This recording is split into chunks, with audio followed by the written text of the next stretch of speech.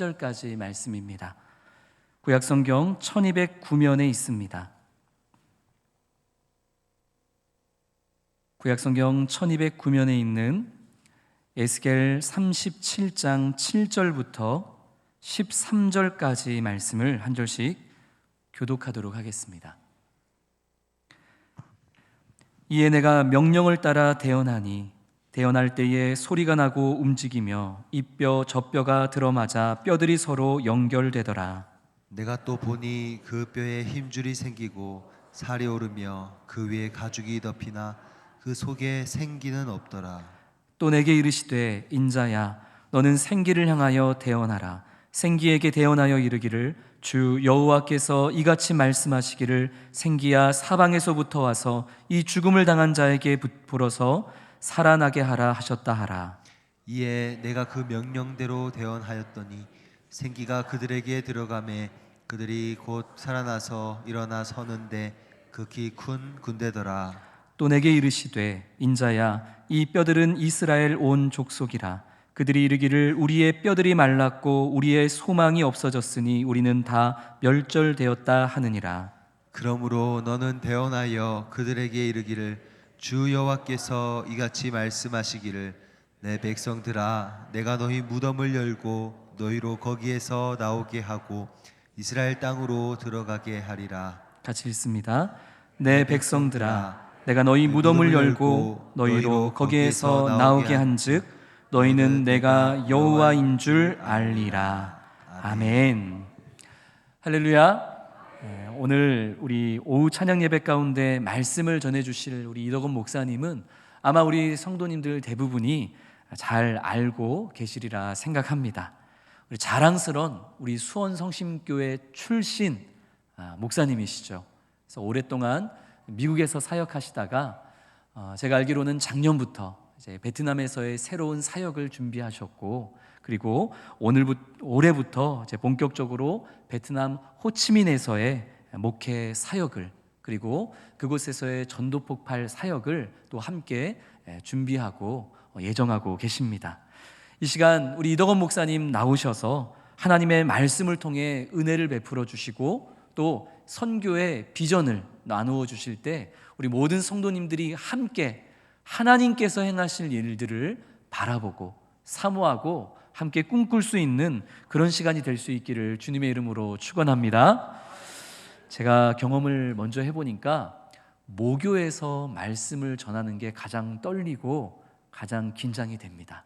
우리 이덕원 목사님 나오실 때 큰 박수로 우리 모시도록 하겠습니다.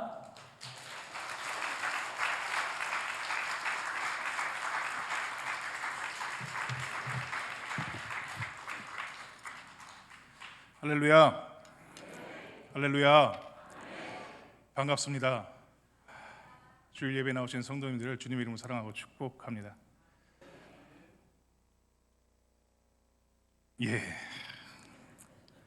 긴장됩니다. 떨립니다. 이 두렵고 떨림이 하나님께서 함께 하시는 귀한 은혜가 되기를 소망합니다.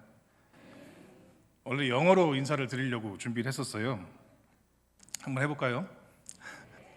My brother and sister in Christ, I really love and bless in the name of the Jesus. 무슨 말씀인지 다 아시죠? 수준이 그만큼 되시는 줄 믿습니다.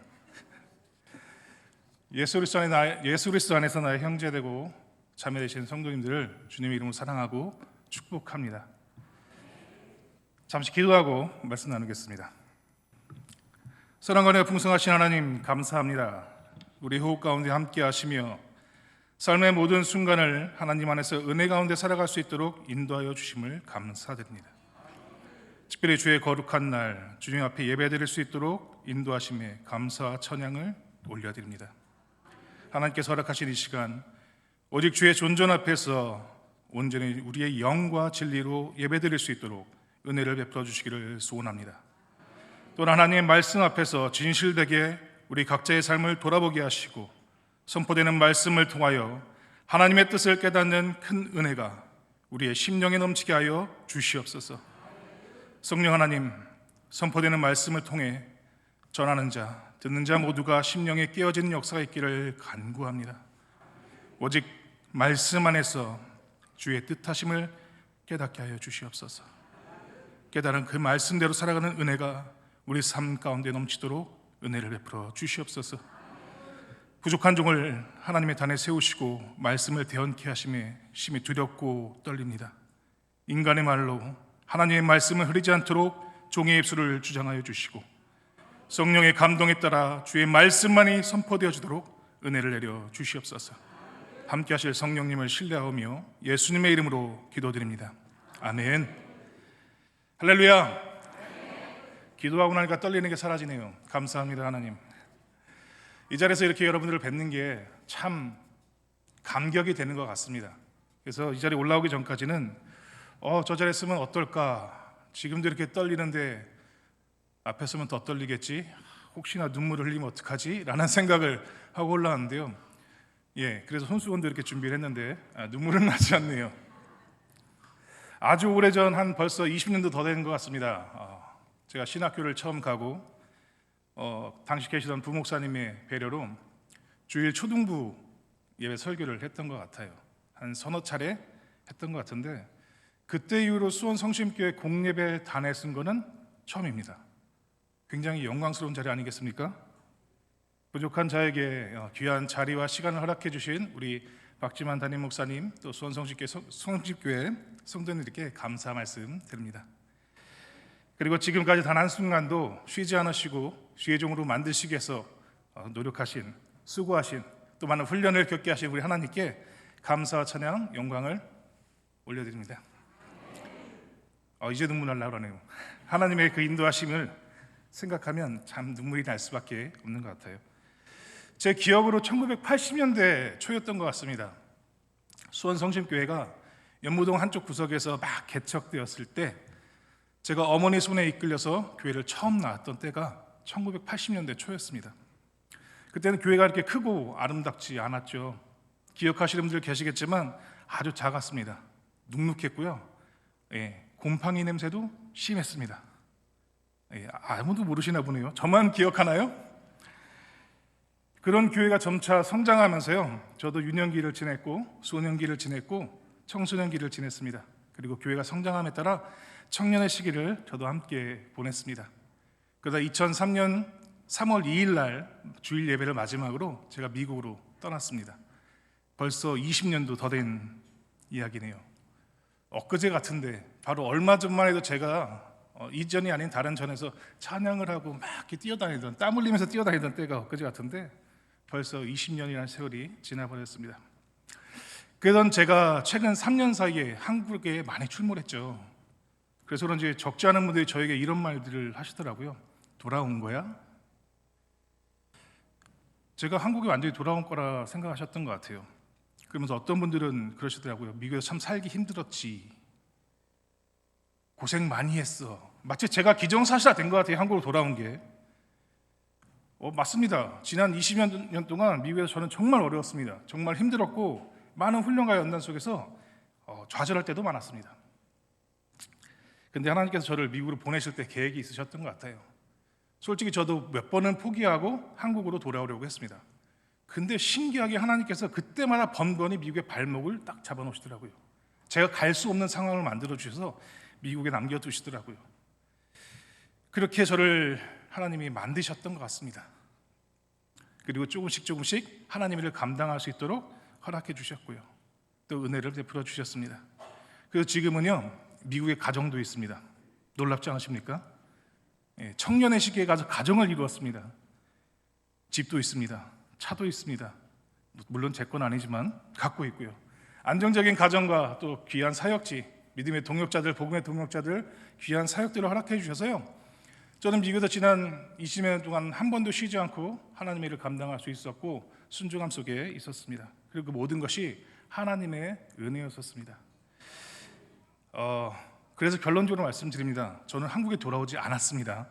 아직 제 집은 미국입니다. 다만 지금의 사역 때문에 제가 한국에 자주 왔다 갔다 합니다.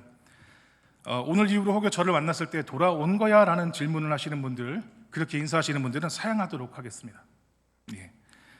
몇몇 분들은 제가 미국에서 어떻게 살았는지, 또 어떻게 목사가 됐고 어떤 사역을 했는지 참 궁금해하실 것 같아요. 그런데 지난 그 모든 일들과 하나님께서 저에게 베풀었던 은혜를 나누기엔 사실 이 시간이 너무나도 짧습니다. 그래서 그것이 궁금하신 분들은 따로 시간을 내서 찾아오시면 제가 간접적인 은혜를 나눌 수 있는 기회를 드리도록 하겠습니다. 물론 사례비는 받지 않겠습니다. 저를 통해 일하신 하나님의 그 놀라운 일들이요, 정말 대단합니다. 제가 지난 20년의 삶을 짧게 얘기하면 정말 저는 스펙타클하고 버라이어티한 삶을 살았습니다. 안 와닿으시죠? 스펙타클하고 버라이어티한 삶. 여러분도 그 삶 속에 있으시기 때문에 금방 이해되실 겁니다. 그 모든 시간들 속에 정말 한순간도 놓지 않으셨던 것 같습니다. 스펙타클한 환경 속에 빠졌을 때는요, 하나님이 더 스펙타클한 방법으로 저를 이끌어 주셨고요, 버라이어티한 그 힘듦 속에 있을 때 더 버라이어티하게 저를 이끌어 주셔서 주의 종으로 세워주셨습니다. 그 놀라운 하나님께 영광 올려드립니다. 그렇다면 오늘 제가 이 자리에 왜 섰을까요? 그 바로 하나님께서 저에게 허락하신 베트남 선교 사역에 대해서 함께 나누고자 섰습니다. 그리고 아직 척박한 땅, 복음에 척박한 그 땅을, 베트남 땅을, 그 영혼들을 여러분께 소개하고 그 사역의 여러분을 초대하기 위하여 이 자리에 섰습니다. 오늘 말씀을 통해 성도님들 마음에 귀한 도전과 또 삶 가운데 복음 전파의 열정이 날마다 더해지기를 주님의 이름으로 축원합니다. 제가 처음 아내를 만났을 때 이런 이야기를 했어요. 막 소개팅으로 처음 만나는 날 담강하게 이렇게 얘기했습니다. 나는 목회의 비전이 있다. 그때 가진 게 개뿔 아무것도 없었거든요. 정말 아무것도 없는 상황에서요, 저희 와이프가 나중에 훗날 이런 말을 했습니다. 이 남자는 도대체 무슨 배짱으로 나한테 그렇게 말을 한 거야? 라고 얘기를 하더라고요. 근데 저는 그 자리에서 이렇게 말을 했어요.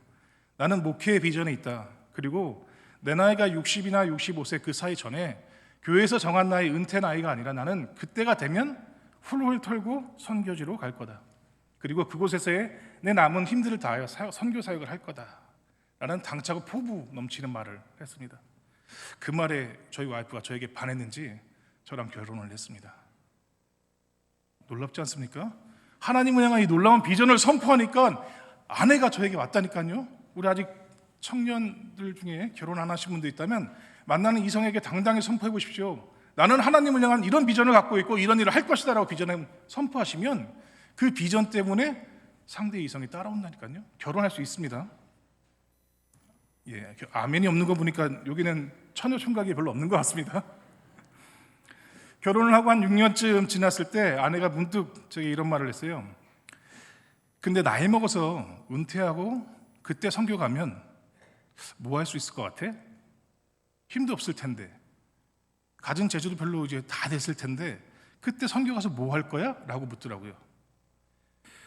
처음 그 말을 듣고서 제가 그래도 그때가 뭔가 할 수 있는 게 있지 않겠어? 라는 말을 하면서 지나갔습니다. 근데 그 말이 계속 머릿속에 맴돌더라고요. 정말 그때 가서 할 수 있는 게 없으면 어떡하지? 그때 가서는 지금처럼 덩치도 이만하다가 좀 더 쪼그라져서 고개도 숙어지고 등도 굽어서 일 못하면 어떡하지? 섬기고 베풀고 나눠야 되는 자리인데 못하면 어떡하지라는 고민에 좀 빠졌던 것 같아요. 그래서 2021년도 사역을 시작할 때 아예 기도의 제목으로 딱 적어놨습니다. 사실 그때 건강이 좀 좋지 못했었거든요. 그래서 몸 아파서 선교지 가면 오히려 민폐다라는 생각 때문에 와이프가 그 말을 했던 것 같아요. 그래도 제가 어떻게 하겠습니까? 기도를 해야죠. 하나님 뜻하심이 있다면 지금이라도 선교지를 갈 수 있도록 길을 열어달라고 기도하기 시작했습니다. 제가 2016년도에 영주권을 처음 받았는데요. 그때 영주권을 받자마자 선교지를 막 오가기 시작했습니다. 사실 그 전에 학생 비자일 때 중국을 많이 다녔었거든요.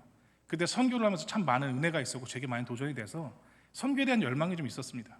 근데 신분이 안 돼서 떠날 수가 없었기 때문에 영주권을 받자마자 한국 방문과 동시에 라오스 선교지 방문, 중국 선교지 방문, 선교지를 계속 왔다 갔다 했던 것 같아요.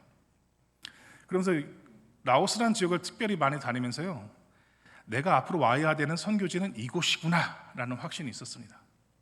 그래서 라오스를 향한 기도의 제목들, 라오스에 가기 위한 선교의 기도의 제목들을 막 꼼꼼히 적어놓고 기도하기 시작했습니다. 그러다 2022년도에 단기 선교팀을 제가 라오스를 직접 데리고 갔다 왔는데 비행기를 타고 나오는 그 길에 딱 이런 확신이 들더라고요. 지금이 때이다. 지금이다. 이번에 라오스 와보니 사역할 게 너무 많다. 지금 떠나야겠구나. 그래서 혼자 결정을 하고요. 미국으로 돌아가서 와이프에게, 아내에게 이런 마음을 얘기했습니다. 아내가 뭐라고 했을까요? 잘 생각했습니다. 빨리 가시죠라고 했을까요? 와이프가 딱 하더라고요. 안 돼. 지금은 아니야. 그러면서 이런 말을 덧붙입니다. 지금 막 선교 갔다 와서 허파에 바람 들어간 거야. 정신 차려요, 목사님. 딱 그러더라고요. 아내로부터, 다른 사람도 아니고 아내로부터 그 말을 들으니까 낙심이 될 수밖에 없더라고요. 여러분, 목사도 낙심합니다. 성도님들의 말 한마디에 또 아내의 말 한마디에 낙심을 합니다. 지금 때가 아닌가? 낙심을 하면서 곰곰이 저를 생각해 봤습니다. 근데 생각해 보니까 맞아요, 그 말이. 오랜만에 선교지가 선교팀 데리고 가서 막 아이들과 놀고 또 가르치고 강의하고 막 아이들이 그 기뻐서 뛰는 모습을 보니까 막 열정이 타올랐던 거고 마음에 감정이 막 복받쳤던 거죠. 그런 열정만 있었던 거예요. 그리고 교회를 딱 돌아보는데요. 부교육자가 부족해서 교회가 힘들어하고 있는데 내가 나까지 빠지면 어떡하지? 이러도 되나? 라는 고민도 생기고 누가 대처할 수 있는 상황이 현재의 사역지에 민폐를 끼치면서 현재의 사역에 뭔가 방해를 주면서 제가 선교를 떠나는 건 옳지 않다라는 생각을 하게 됐습니다. 그래서 안타까운 마음에 그 선교에 대한 열정을 잠시 접어두고 기도만 꿋꿋이 했습니다. 하나님, 때가 되면 길을 열어주십시오. 주께서 허락하시면 그때가 바로 튀어나갈 때입니다. 라는 이제 기도를 하면서 있었는데요. 그때 무렵이었던 것 같아요. 12월 달에 아는 선교사님, 목사님을 만났는데 한국어 교원 자격증을 공부하고 있대요. 그래서 생뚱맞게 무슨 목사가 교원 자격증을 공부하느냐. 근데 그 목사님이 레바논에서 선교 사역을 하다가 이제 공부 때문에 미국으로 오셨던 분인데 다시 레바논에 들어가기 위해서는 무엇인가 특별한 주특기가 없으면 가서 사역을 할 수 없다는 거예요. 특히나 레바논은 기독교 박해국가 중에 하나이기 때문에 사역을 마음대로 할 수 없다는 거죠. 그래서 한국 교원 센터를 자격을 갖추면 한국어 센터를 세우고 한류 열풍에 힘입어서 한국어를 가르치면서 선교를 하겠다.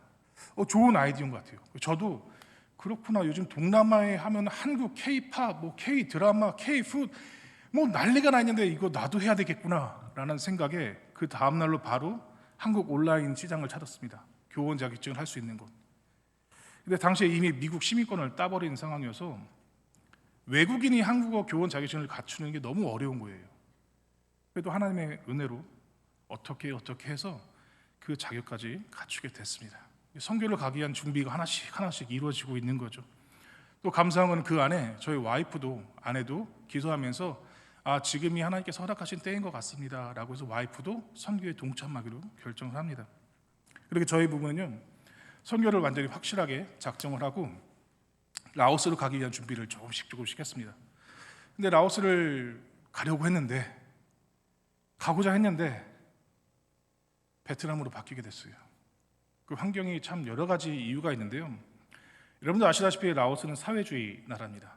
말이 좋아 사회주의지 공산주의죠. 중국의 그대로 지배를 받고 있는 나라인데 이 나라는 특이한 게 내국인이 내국인에게도 전도하면 안 되는 나라예요.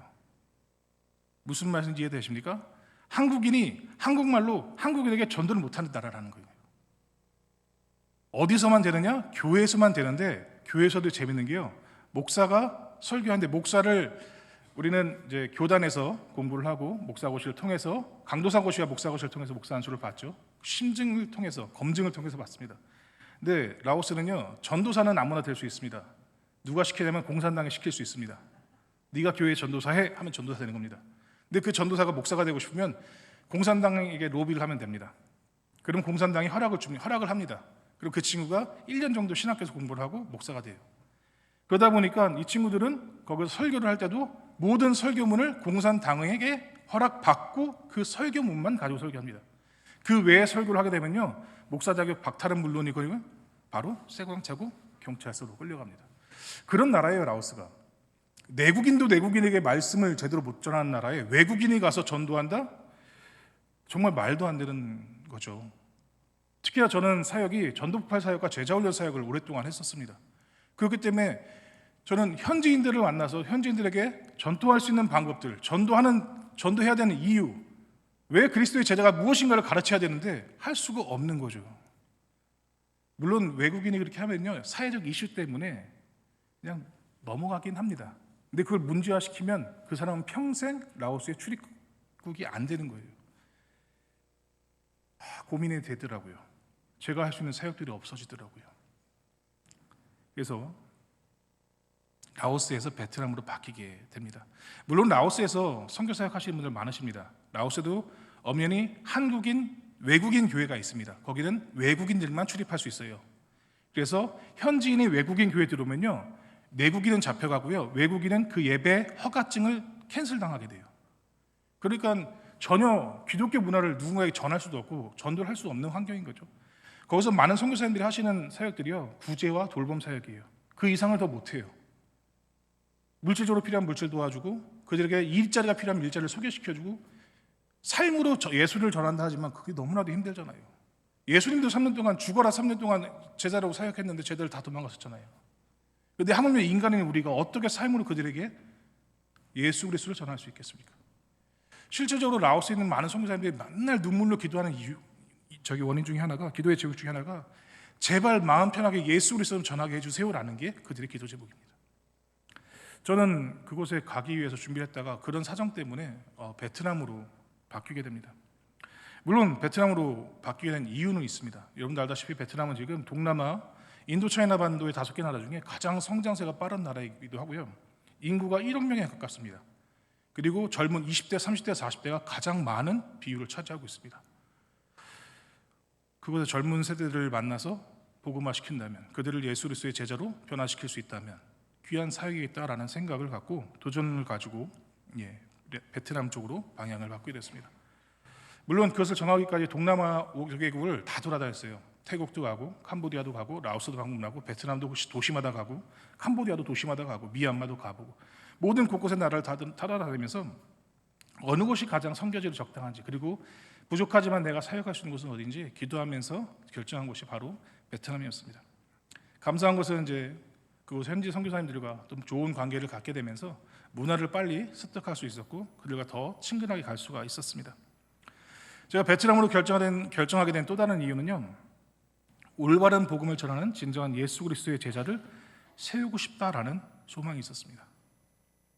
지금 베트남에는요, 수많은 이단들이 들어가고 있습니다. 아니, 이미 수많은 이단들이 자리하고 있어요.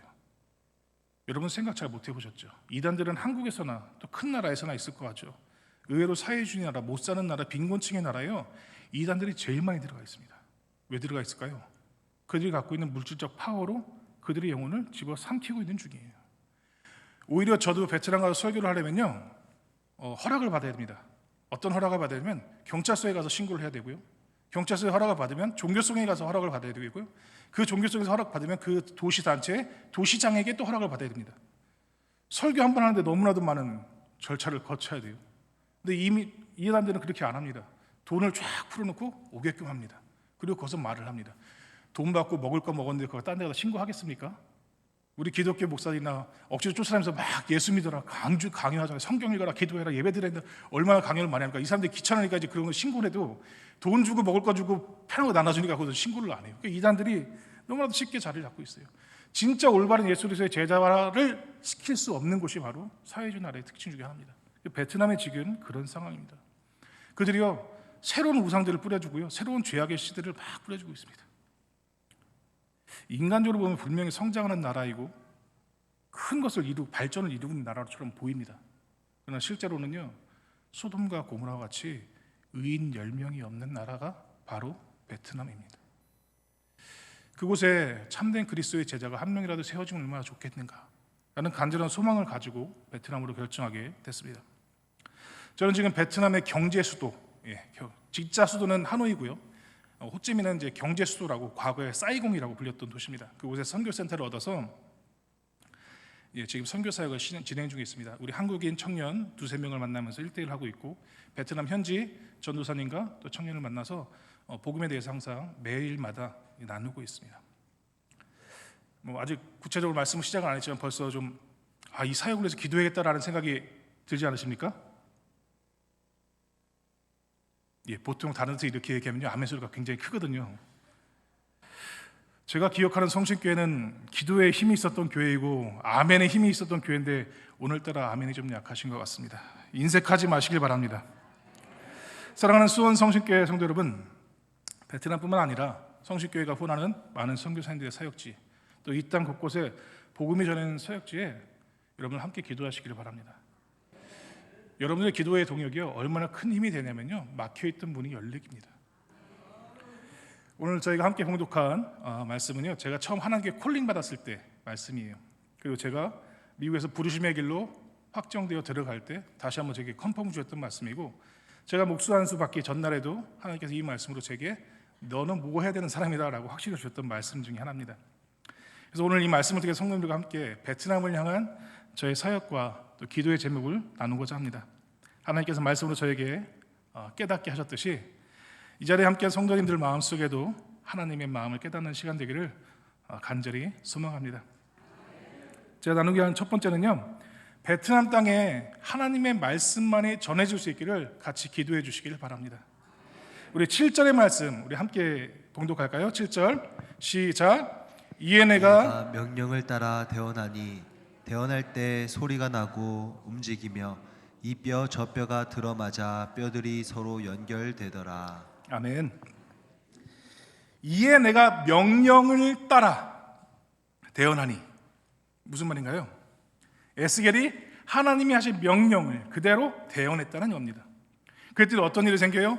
소리가 나고 움직이며 이 뼈와 저 뼈가 들어 뼈들이 연결된다라고 말씀합니다. 우리 이어진 10절 말씀에도 보면요, 이에 내가 그 명령대로 대언하였더니 어떻게 돼요? 생기가 그들에게 들어갔다. 그들이 곧 살아나 서는데 어때요? 큰 군대 같더라. 아멘. 즉 에스겔이요, 하나님의 말씀을 그대로 대언했더니 뼈가 다시 살아나는 생명의 역사가 일어났다는 것입니다. 오늘 말씀에서 가장 중요한 한 가지를 꼽는다면요, 바로 이것입니다. 에스겔이 하나님의 말씀을 그대로 대언하였다. 다시 말해서 에스겔은 하나님의 말씀에 자기 생각이나 자기 마음에 있는 말들을 섞지 않았다는 거예요. 온전히 오로지 하나님의 말씀만을 그대로 전했다는 것입니다.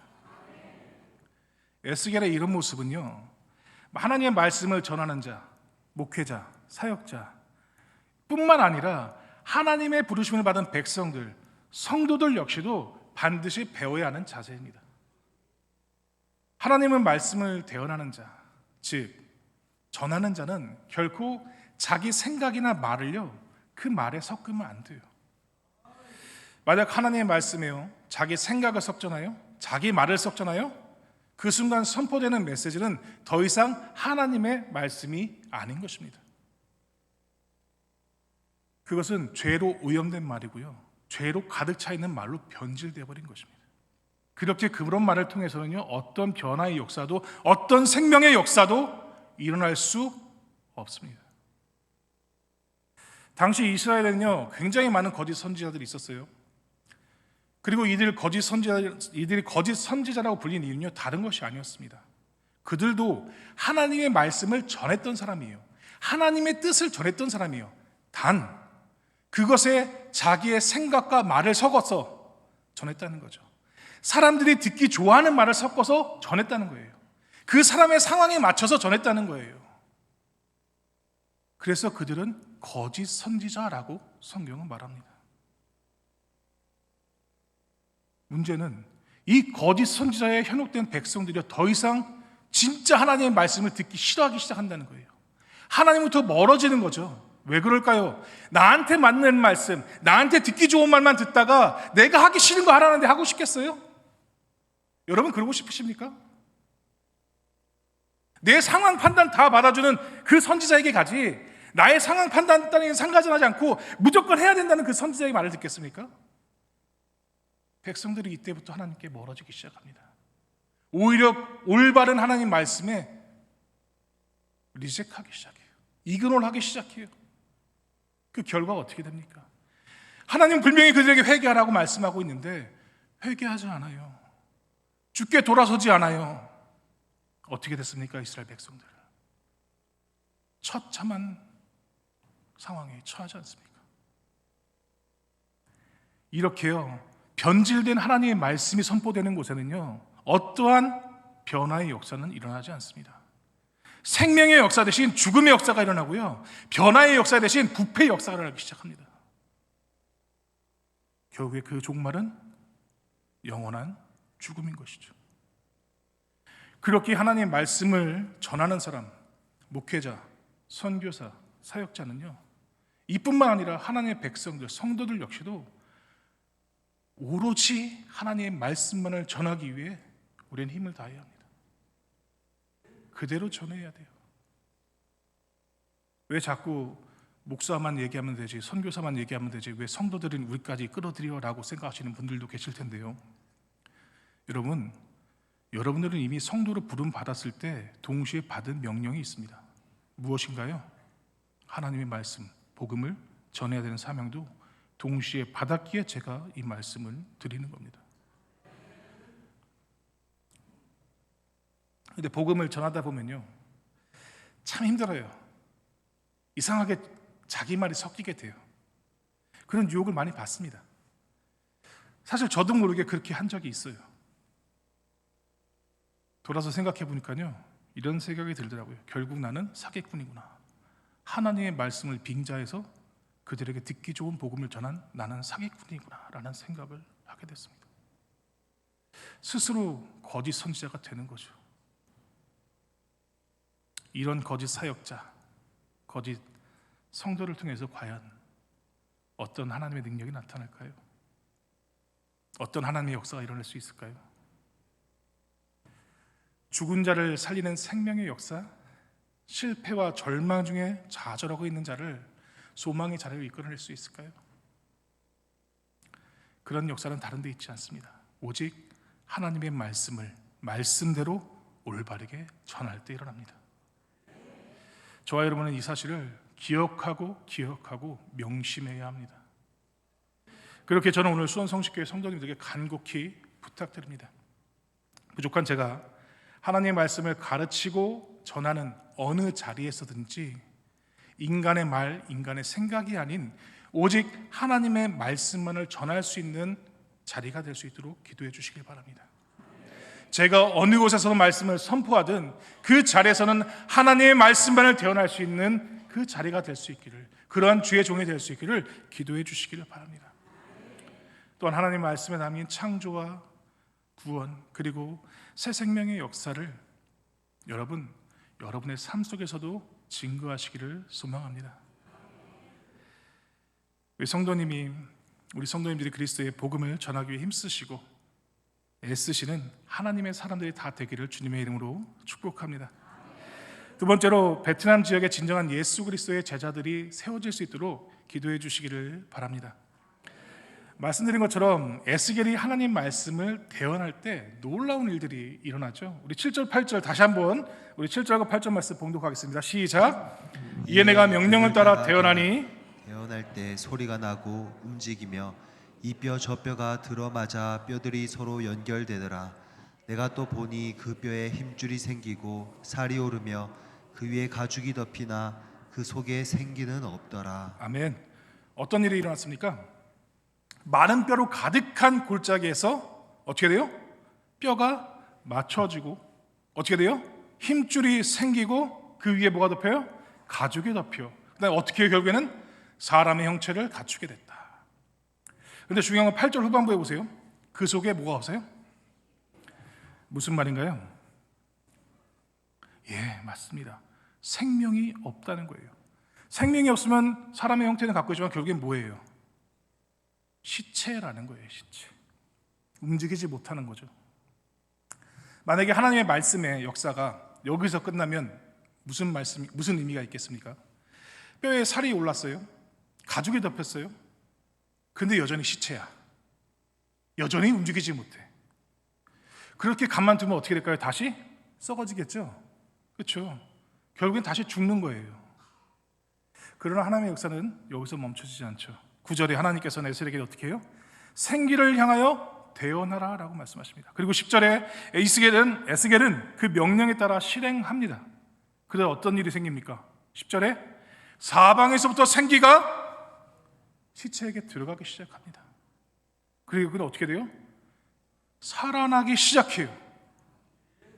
살아났는데 어떻게 됐어요? 큰 군대와 같이 됐다는 겁니다. 할렐루야. 놀랍지 않으십니까? 분명히 생기가 들어가기 전까지 식은 썩은 시체였어요. 죽어있고 움직이지 못하는 거였어요. 근데 그곳에 하나님의 생기가 들어가니까 살아나기 시작하더니 살아나는 걸로 끝난 것이 아니라 그들이 큰 군대가 되었더라. 무슨 말인가요? 하나님의 생기가 들어가면, 하나님의 말씀이 들어가면 그들은 큰 군대와 같은 하나님의 군대가 된다는 것입니다. 이 말씀을 통해 하나님께서 원하시는 하나님의 백성들이 모습이 어떤 것인지를 알 수 있습니다. 그리고 하나님이 원하는 것이 무엇인지를 우리는 정확히 깨달아야 합니다. 바로 생기. 하나님의 말씀으로 생명 있는 존재가 되게 하는 것. 다시 말해서 죽은 자들의 영혼을 말씀으로 살아나게 하시는 것, 하는 것. 이것이 바로 우리 하나님께서 원하고 계시는 거예요. 하나님이 그 일을 하길 원하시는 거랍니다. 그래서 어떻게? 그들이 군대와 같이 일어서는 것을 하나님은 기다리고 계시는 겁니다. 스스로 죽음의 구덩이를 파고 그 구덩이 속으로 들어가서 죽은 자같이 살면서 절망과 낭만과 처절한 삶을, 마른 뼈와 같은 삶을 사는 자들에게 하나님의 말씀은요, 그들을 회복시키는 역사가 일어나는 겁니다.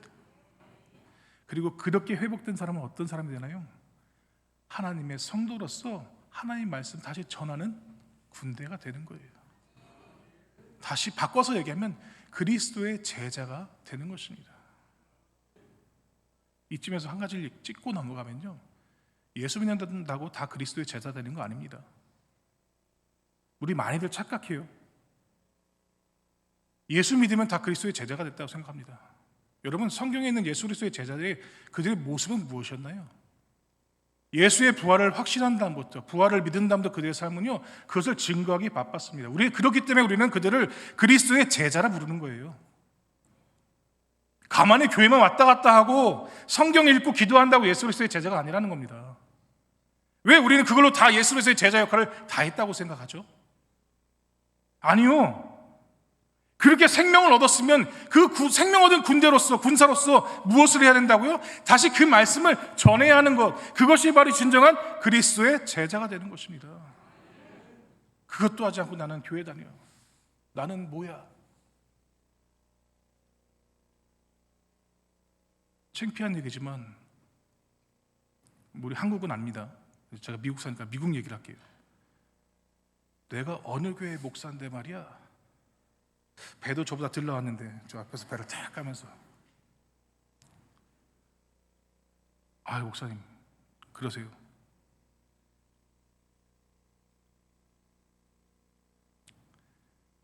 목사라고 다 목사 아닙니다.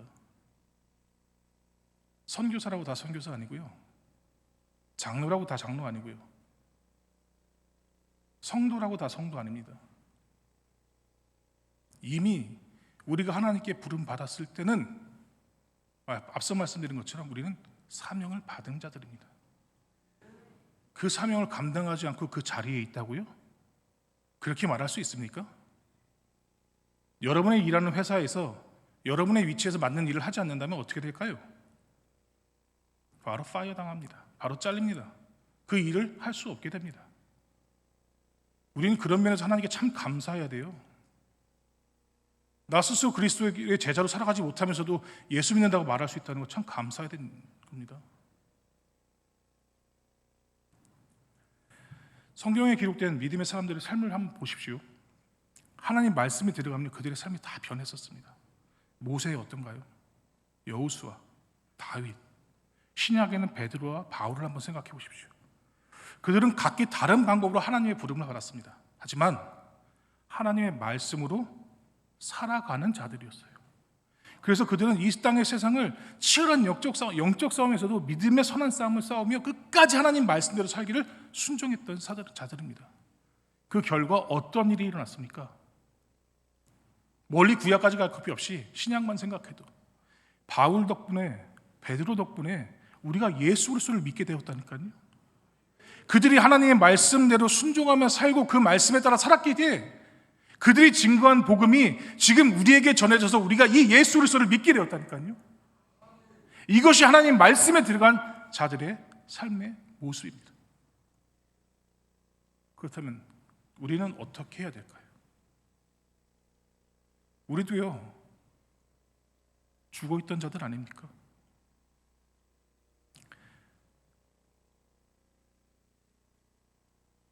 죽어있던 자들이잖아요.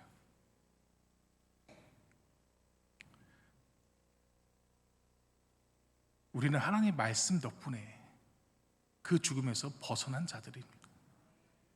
다시 말해서 그 부활, 그 생명을 얻었기에 우리는 예수 그리스도의 제자로 부름을 받게 된 것입니다. 여러분 이것을 믿으십니까? 우리는 모두 예수 그리스도의 십자가의 죽음으로 진정한 생명을 얻은 것이에요. 그리고 동시에요, 계속 반복되는 말씀인데요, 복음의 진리를 전하도록 명령을 받은 사람들이라는 겁니다. 여러분들 어떠세요? 우리 눈을 감고 한번 손 들어볼까요? 제가 얼마 전에 우리 베트남에서 선교사님들 모였을 때 말씀을 인도하다가 그치는 질문을 했는데요, 그 동남아 순회하면서도 제가 80여 명의 선교사님들을 만나면서 늘 질문했던 것 중에 하나입니다. 선교사님, 목사님, 올해 1월 1일부터 시작해서 지금까지 전도를 몇 번 해보셨습니까? 한번 이 자리에서도 한번 해볼까요? 눈을 감고 손을 들어볼까요? 전도 1명 이상 했다, 2명 이상 했다. 참 창피한 얘기인데요, 큰 교회에서 파송까지 받고 파송장 휘황찬란하게 가서 나는 선교사입니다 라고 하시는 분들이요, 제가 그때 4월 달에 만났는데 1월 때부터 4월 때까지만 해도 한 번도 저 복음을 전해본 적이 없답니다. 누군가에게 예수 믿으라는 말을 해본 적이 없대요. 그리고 본인은 선교사고 목사라고 이야기를 합니다. 제가 여러분의 삶을 다 알 수는 없기에 무엇이라 말할 수는 없습니다. 다만 저는 너무 부족해서요, 때때로 삶을 살면서 믿음의 싸움을 싸우다가 질 때가 많아요. 그래서 그리스도의 제자답지 못하게 살 때가 있습니다. 죄 때문에 혹은 낭망해서. 그때는 희한하게 전도가 안 돼요. 예수 믿으란 말이 입 밖으로 나오질 않아요. 저도 제 자신이 답답해서 죽겠습니다. 다시 어떤 모습인 거죠? 죽은 자처럼 살아가고 있는 거예요.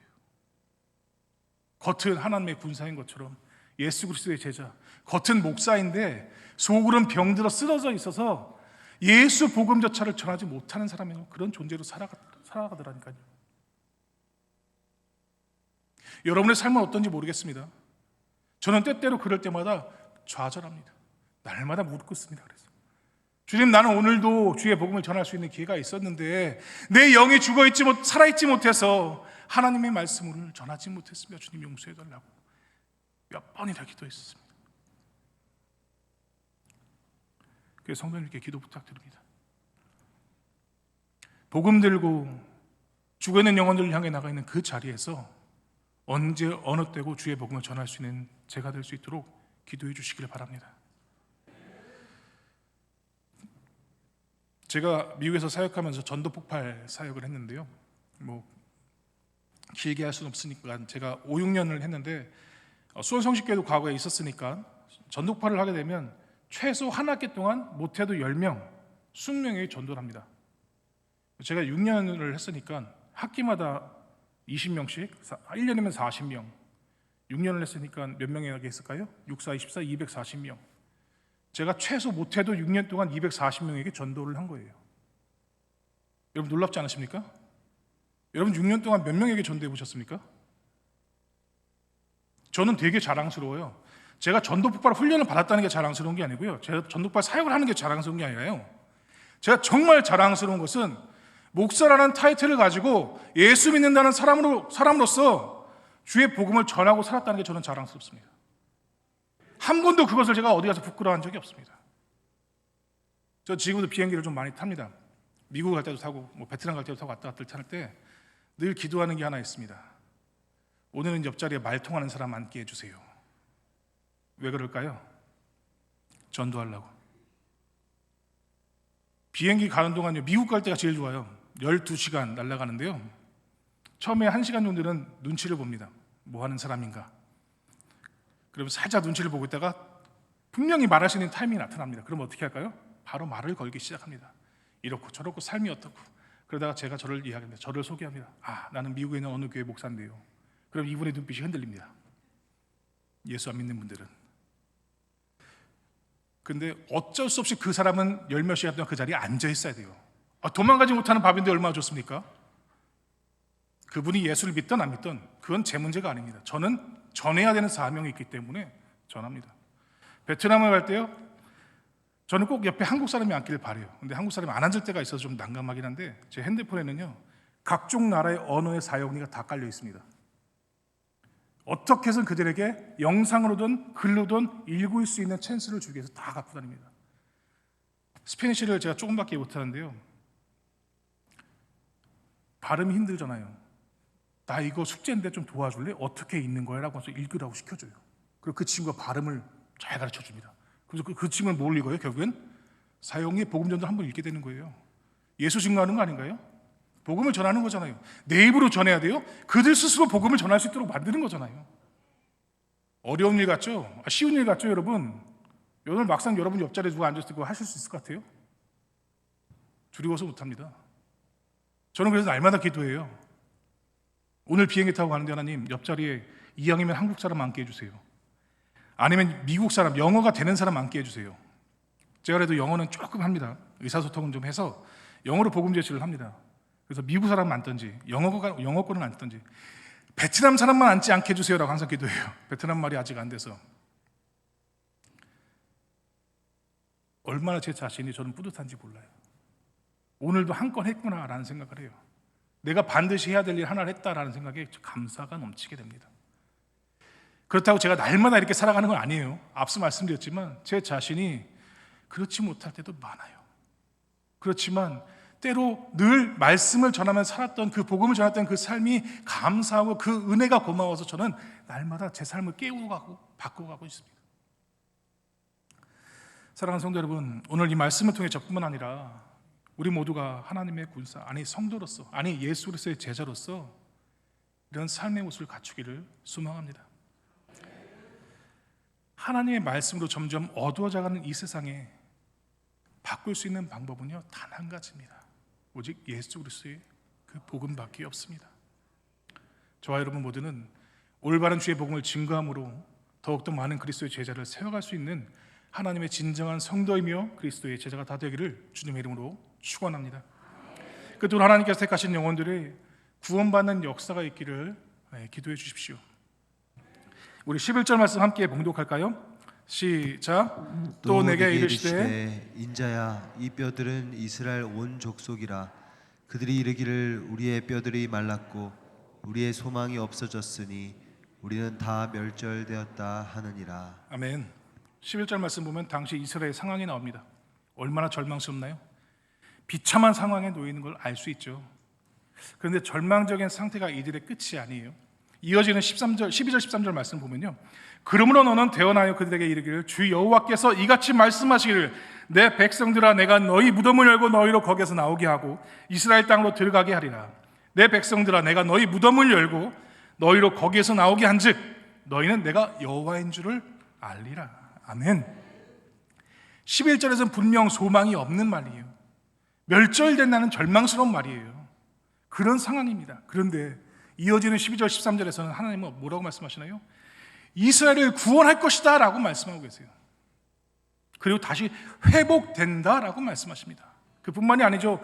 살고 있던 꿈에 그리던 그 가나안 본향으로 돌아가게 된다라고 말씀하십니다. 여기서 12절과 13절 말씀 한번 잘 봐보세요. 반복되는 말씀이 있어요. 내 백성들아 내가 너희 무덤을 열고 너희로 거기서 나오게 한다 라는 말씀이 12절과 13절에 반복됩니다. 이 말씀은 이스라엘이 처해 있는 상황이 무덤 속과 같이 절망적이고 비참한 상황이다라는 것을 알 수 있죠. 그러나 하나님께서 뭐라고요? 결코 포기하지 않았어 라고 하나님의 의지를 보여주는 말씀입니다. 특별히 내가 무덤을 열고 너희를 거기서 나오게 한다. 이 말에는요, 잘 생각해 보세요. 내가 무덤을 열고예요. 무슨 말인가요? 하나님께서 친히 무덤에 오셔서 열어주시겠단 말이에요. 얼마나 놀라운 은혜의 말씀입니까? 누구 보내서 해줄게가 아니라 내가 무덤을 열어서 너를 거기서 나오게 한다. 우리가 알다시피 하나님은 참 말로 형용할 수 없는 분이죠. 표현할 수가 없는 분이에요. 하늘 높은 보좌에 앉아 계신 그분께서 그 모든 영광 다 내려놓으시고 어떻게 해요? 무덤에 내려와 주셔서 그 우리의 무덤을 열어주신다는 거예요. 이 자체만으로 얼마나 큰 은혜입니까? 감히 상상할 수 없는 은혜이죠. 그런데 이 일이요, 단지 하나님의 말씀으로 끝나지 않았어요. 이스라엘 백성들에게만 일어난 일이 아니라는 것입니다. 오늘 우리에게도, 실제 우리에게도 일어난 일인 줄 믿습니다.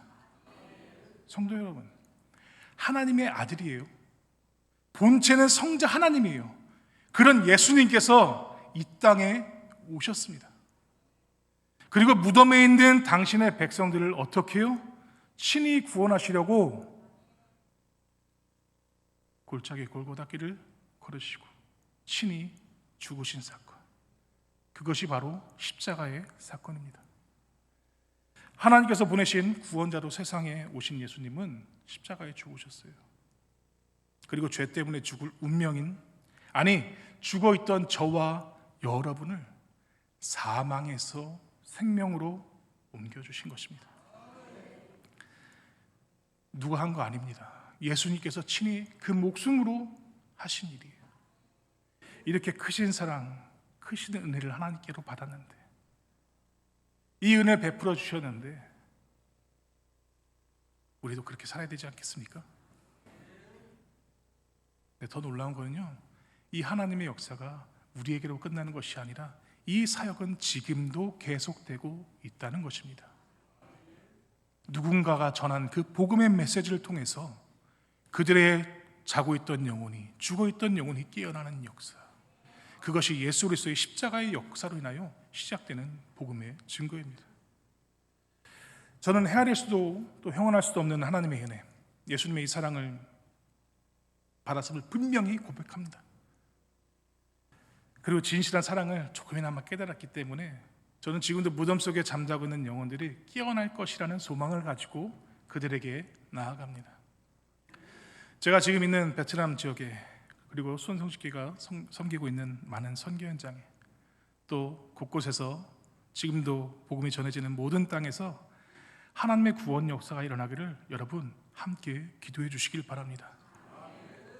또한 하나님의 크신 은혜와 예수의 사랑을 이미 깨달은 저와 여러분은요, 삶을 통해서 늘 감사와 찬양이 이어져야겠지요.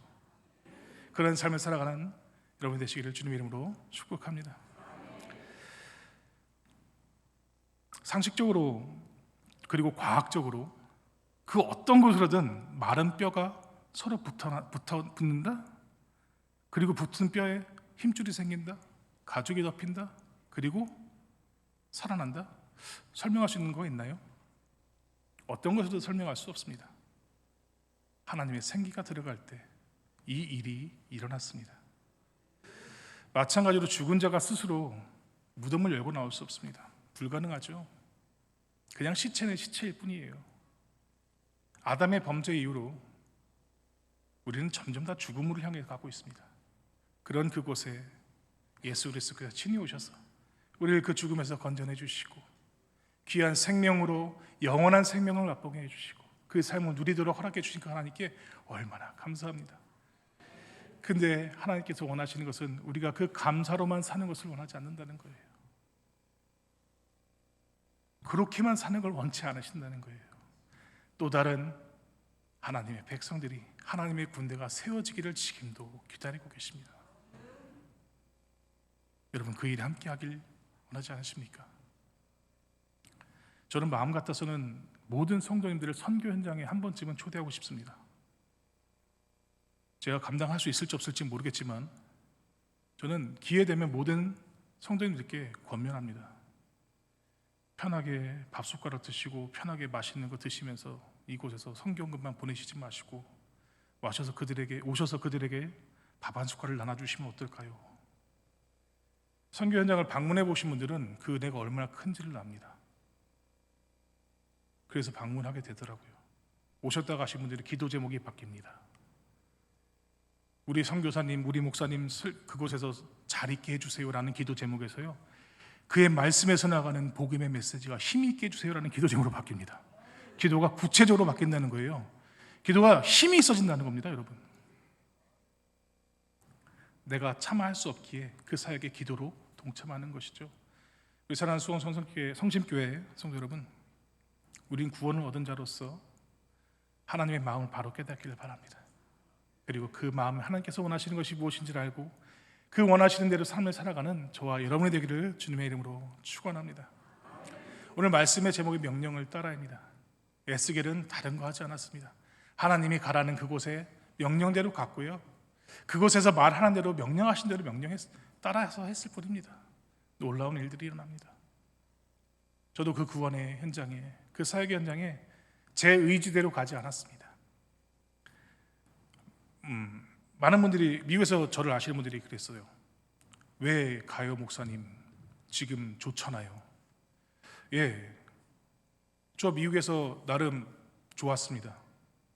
사랑하는 아내도 있고 섬기는 교회도 있고 교회에서 성도님들께 사랑도 많이 받고 있었고, 제가 섬기는 또 전도파 사역 가운데 국제본부 사역에서 인정도 받고 총재와 함께 사역에 대해서 이야기도 하고, 얼마나 안정적이고 편한 사역지 아닙니까? 다 그랬습니다. 저한테 왜 가냐고, 뭐가 부족해서. 여기 있으면은 좋은데, 다 좋은데 뭔가 치열함이 없다, 영적인 치열함이 없다. 맨날 제 기도의 제목들이 단순해지더라고요. 복음 전하는 사역을 위해서 더 매달리고 전진해야 되는데 그 사역에 대해서 조금씩 멀어지는 것 같더라고요. 저도 모르게 안주하는 삶을 살아가기 시작하더라고요. 오늘 복음 전할 곳이 두 군데 있는데 시간 관계상 하나만 하죠라고 바꾸고 있는 제 자신에 너무나도 좌절을 느꼈습니다. 저는 예전 같으면 다른 일을 피해서라도 전도하는 현장에 먼저 갔었었는데, 어느 순간 제가 편하게 안주하게 사역하니까 전도 현장을 뒤로 미루고 제 일을 하고 있더라고요. 주님, 이건 아니잖아요. 주님이 나를 목사로 부른 이유가 뭔데? 오늘 아침 말씀에 고린도전서 1장 17절 말씀에 세례 주기 위해서 온 것이 아니잖아요. 복음을 전하기 위해 바울을 보내신 거잖아요. 하나님 나를 부르신 이유가 뭐예요? 내가 하나님 말씀 위해서 하나님 말씀 전하는 자가 되겠다고 서원 기도했고, 그 사역을 위해서 내 삶을 다하겠다고 간절히 부르짖었는데, 왜 이 복음을 전하는 사역 자리에 내 삶의 여유를 먼저 선택합니까? 하나님, 나 이렇게 살기 싫습니다. 그래서 힘들게 베테랑 사역지를 선택하게 됐고, 그곳에서도 다른 사역이 아니라 교회 개척을 통해 전도팔, 그들에게 복음 전하는 훈련, 또 한인들로 다시 하여금 무장할 수 있는 시간, 그렇게 그리스도의 제자를 세워가는 사역을 시작하려고 합니다. 지금은 아직은 시작하는 단계여서 1명, 2명, 3명, 4명, 한 5명의 청년들을 만나고 있습니다. 사실 이것도 불법이에요. 제가 그들과 만나서 성경을 나누고 복음을 전한다는 것, 걸리면 저는 또 추방당할지도 모릅니다. 여러분, 저희 안전을 위해서도 기도해 주시기 바랍니다. 그곳에서 잘 복음을 전하고 복음 사역 잘 감당할 수 있도록. 끝으로 말씀 하나만 나누겠습니다. 여러분 다 아시는 말씀일 겁니다. 너희는 가서 모든 족속으로 제자를 삼아 아버지, 아들과 성령의 이름으로 세례를 주고 또 내가 너에게 분부한 모든 것을 가르쳐 지키게 하라. 예수님의 마지막 명령입니다. 이뿐만이 아니죠. 예수님은 수없이 말씀하고 계세요. 성령이 너에게 임하시면 권능을 받아 온 유대와 사마리아 유대와 땅 끝까지 이르러 증인이 되어라. 온 천하에 다니며 복음을 전해라 라는 게 예수님의 명령입니다. 저는 그 명령을 따라 주의 복음을 들고 나갔습니다. 여러분들도 삶의 자리에 파송되었습니다. 여러분의 가정에 파송된 거고요, 여러분의 직장에 이미 파송받은 겁니다. 그럼 그곳에서 뭐 해야 될까요? 나는 그리스도인입니다. 나는 예수 믿는 사람입니다. 그래서 내가 이 한마디 꼭 하겠습니다. 모두 예수 믿으세요. 여러분의 삶 속에서 늘 날마다 고백하며 살아가시기를 주님의 이름으로 축원합니다. 우리 함께 찬양 드리며 기도하며